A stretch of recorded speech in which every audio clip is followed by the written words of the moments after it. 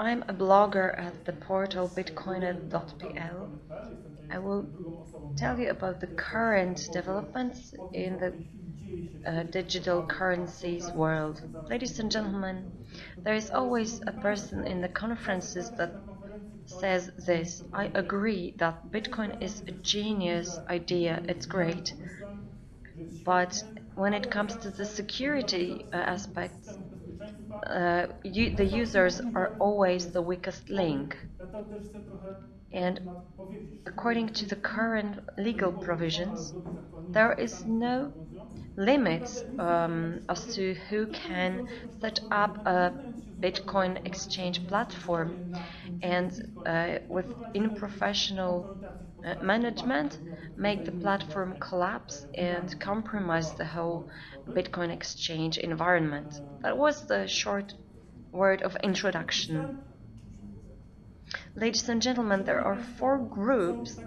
If we take the Bitcoin or another digital currency that's based on Bitcoin as an example, they influence the system. We see people who want to have the digital coin, who have them, the miners, and the fourth group that I will address are the entities that deal with exchange of digital coins. I found here this nice uh, graph where someone presented the points of exchange and where the Bitcoin is linked to the financial system. So we can open this purely academic debate whether Bitcoin is not covered by the regulations or not covered by the system. So is it unregulated or is it beyond the system of payments? I can assume that it's unregulated because it is inside the system. Maybe some time ago it was outside of the system, but right now it is a part of the system currently. I mean the financial system. It is covered. It is not regulated yet, but I know that the financial entities are working on regulating the Bitcoin activities right now. It is an element of this ecosystem development as the digital currencies appear in offers of several exchange platforms. Let's see what was mentioned already. There are people who deal with exchanging bitcoins that are not honest. There are fraudsters and thieves. So the platforms give a kind of guarantee that we will not be the at a risk of fraud. It is an increased level of security thanks to platforms. There are platforms in Poland that give the security, and there is some general consensus as to what the platform should be. It should be a legal entity, and there are other security guidelines. The development of this area aims at creating the physical counter for currency exchange or for Bitcoin exchange. There are the Bitcoin trade machines or Bitcoin ATM machines, and the owners can apply several types of solutions. The transaction is discrete, but from the point of view of the very functioning, it is the same thing as the traditional exchange point, although it is not covered by the traditional foreign exchange law. So the users use several words to describe the exchange platforms.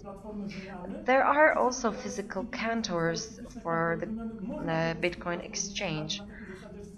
It is worth paying attention that the Bitcoin trading machines function as counters as well, although we don't see this owner that we trade with. When it comes to stock exchanges, Bitcoin exchanges, which are the advanced platforms, there are distributed platforms, and they do not collect information on the users. I think it's a mistake because if the Bitcoin is unregulated and it is systemic, it is covered by the system, the data should be collected because that will allow tracing and identifying the dishonest users of Bitcoin. We can also divide the platforms into those that have deposits, although we do not mean here traditional deposits, and the ones that work as the trusted counterparty. They've got the assets or the bitcoins for the transaction, and there are those that have the assets non-stop for on the permanent basis. It seems to me that the anti-gox is a standard example how you should not manage a platform.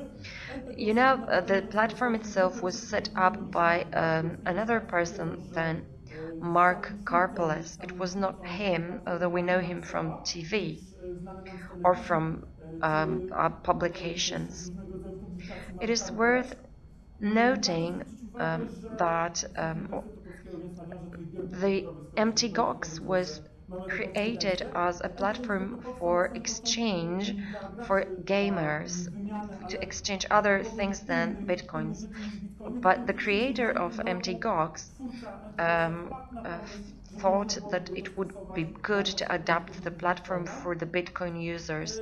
When it comes to Mark Karpeles and the platform, well, if we want to check whether a platform is secure, like in case of empty gogs, we can check the blockchain, whether there were some suspicious transactions.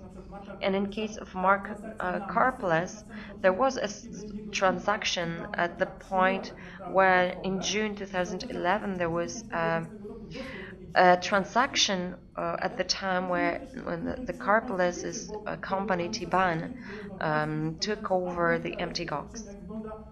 I went to National Court Register to see the documents related to MTGOX Poland, and some people might be surprised, but it is absolutely standard to go to the court on an appointment and see all the available data. There are financial statements, there are the resolutions. You can have a look at that, and it is absolutely open. When it comes to MTGOX Poland, it was set up by Bartłomiej Szabat, that was known from Bitomat.pl, that was a platform that right now does not function anymore. He sold his shares in MTGOX Poland. If you're curious, I can tell you there is the contract that the amount of the contract is 6,800 zloty. Then the shares were bought by MTGOX KK, and the headquarters were transferred from Inowrocław to Warsaw. In the financial statement for the 2011, there's nothing interesting. In 2012, there's some interesting bits, but in 2014, Bartłomiej Szabat asked for the National Court Register to uh, delete his name from the documents related to the empty gox, because he was not on the board and he was not a shareholder anymore. So there, Bitcoin 24, it was another platform, maybe you know it. It's the Polish thread of this issue. It consists in the fact that the owner had accounts in Polish banks, and the accounts were blocked. They have been blocked for the last 4 years. The court case is heard in Germany, which is interesting. So you can analyze this as well. Why is it important? Because platforms link the Bitcoin trading area to the financial system. They create a secure environment for the users. We don't trade with a person that is not trustworthy. They will not give us back the Bitcoins and will just disappear. And the platforms also build the trust of the users. And I relate here to the consensus that affects the value. So if the miners did some strange movements, the Bitcoin price did not change. But when the empty GOGs collapsed, the Bitcoin price did change. So we see that it affects the price. So, thanks to a centralized platform for trading bitcoins, the law enforcement or forensic authorities are able to track this user and get the data about this user. Thank you for your attention. I to by było wszystko. Bardzo dziękuję za uwagę.